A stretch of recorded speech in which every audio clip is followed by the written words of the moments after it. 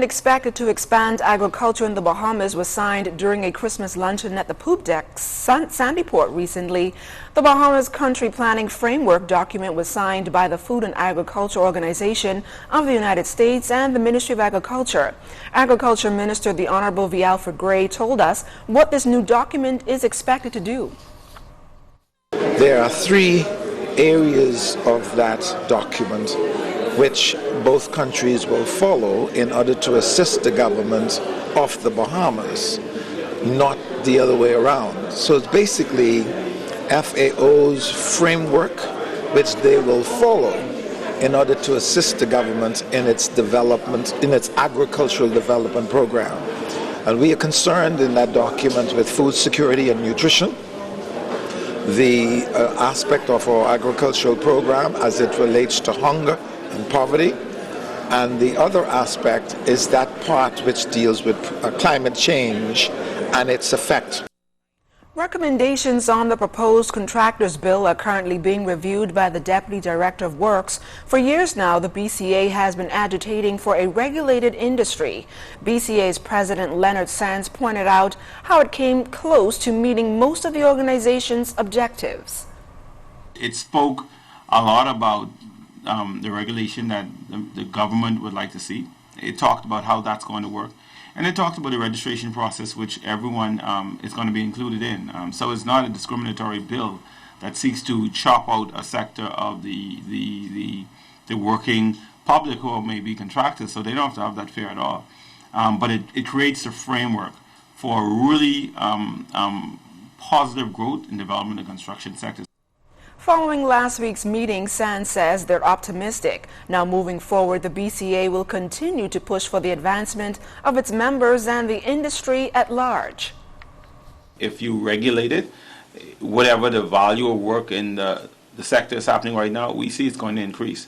Construction is a very highly skilled profession now.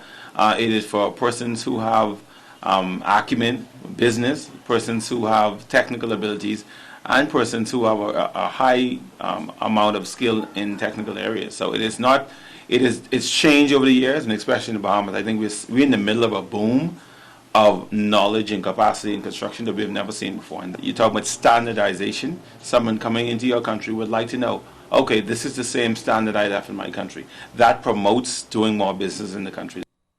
It's been the topic of much debate around town and in a local daily that prominent attorney Wayne Monroe, who just recently joined the governing Progressive Liberal Party, is being considered as a candidate for the Golden Gates constituency in the 2017 general elections. Now, during an interview with ZNS News this week, Monroe responded to those rumors, stating that he has no intentions to run in that constituency. Asking about will I run, let me say this once and for all. I don't suffer from political menopause. I don't have this conception that if I don't do it now, I will never do it. I don't suffer from this view that the only way I can make an impact, a contribution to my country is in elected office. I mean, for heaven's sakes, I go on social media and give a comment, and this has been in the news for a week. I'm not an MP. I'm not the Minister of Immigration. So people have to understand that you can make an impact without running for Parliament, without being a parliamentarian, without being a cabinet minister. Music, laughter, and scrumptious food were the order of the day at Holy Cross Anglican Church. Holy Cross, the church's auxiliary group, hosted dozens of its senior members to its annual Christmas luncheon. President Valon Johnson says the joyful giveback has become a staple on the calendar for them as a group and these precious pearls. Backbone of the church and the backbone of the community, and as they get older, it's only fitting that we show them some sort of thank you. And at this time of the year where we give gifts, we're giving back to them what they've given to us. The church's rector, Canon Norman Lightbourne, also underscored the need to give something back, as they have given so much to the church and the community at large, and he believes there's no better time to spread some cheer than over the holidays. They have planted the seeds, they've germinated and now bearing fruit. Their children now are carrying the weight to a great extent. But we do not want to leave them behind. We want them to know that we are most appreciative of their contributions to this church and indeed to the wider community.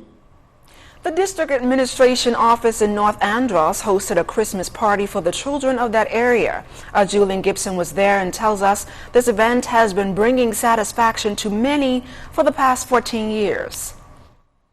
It's a program that has been going on now for more than a decade, handing out gifts and feeding the children of the North Andros district. Some 13 years ago, we at the administrative office, we decided that what we will do is we will make sure that each child in primary school, preschool, have a gift, a food, a party bag also. We also give them party bags with fruits, snacks inside of it.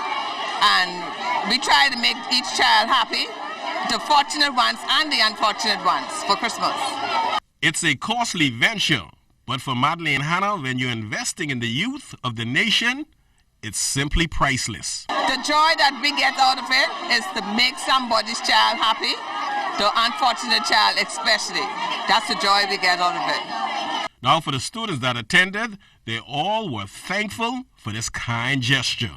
Well, I feel that it's a good thing that the Northern community is doing and pulling together with and commending them with what they're doing with the students of the schools and bring them together to celebrate Christmas. It's a good thing for like the whole community to come together. It's fun. See everybody interact with each other. And Christmas is fun. I think it's great. And this is a good thing that they're doing for students. I like they're giving out the children present and who don't have none, they just get one. Reporting for the ZNS News Network, I'm Julian Gibson. Thank you, Julian. And coming up in sports, high school basketball highlights from Atlantis. You're watching the Bahamas Tonight, the weekend edition.